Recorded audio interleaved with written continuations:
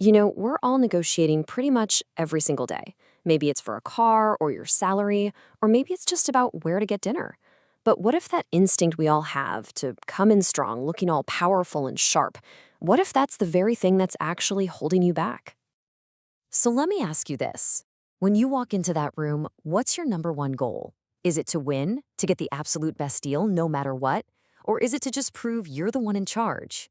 Well, whatever you just answered, we're about to flip it completely on its head. We've all seen it in the movies, right? The big, high stakes negotiation. It's this intense power play. And that's an instinct that we kind of carry into the real world.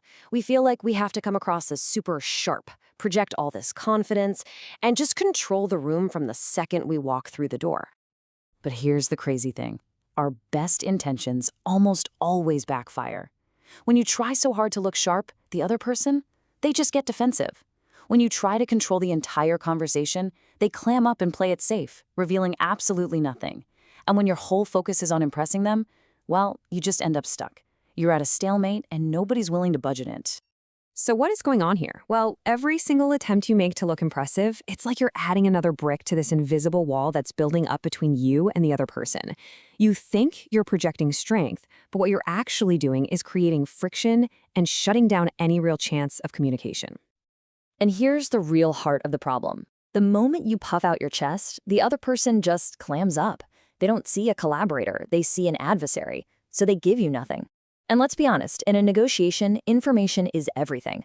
Without it, you're basically negotiating completely blind. It's such a frustrating cycle, isn't it? You push, they pull back, and that wall between you just gets higher and higher. It feels like a dead end.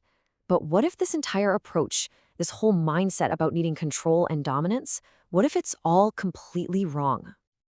Okay, so let's try a totally different strategy. It all starts with one simple but really powerful idea. Stop showing off. The real goal of a negotiation has absolutely nothing to do with impressing the other person. This right here, this is the crucial shift in thinking. Your job isn't to be the smartest, toughest person in the room. Your job is to make the other person feel safe enough that they can lower their guard. That's it. That's the entire game. Okay, that sounds good in theory, but how do you actually do that? This is what we're going to call the art of disarming. It's about a conscious shift in your whole approach, and it's all designed to make the other person feel secure. See, the old way was all about trying to look sharp, trying to be in control, trying to impress. The new way, it's all about being calm, being genuine, and being approachable. It is a complete 180 from that old school power play. And what's cool is that this new approach, it sets off this amazing chain reaction. When you just stay calm and genuine, the whole atmosphere in the room just shifts. You can feel it. The other person starts to physically relax, they start to open up, and then you get the ultimate prize. They start telling you what they really think. And that moment when they finally share their real concerns, their real motivations, that is when the real negotiation actually begins.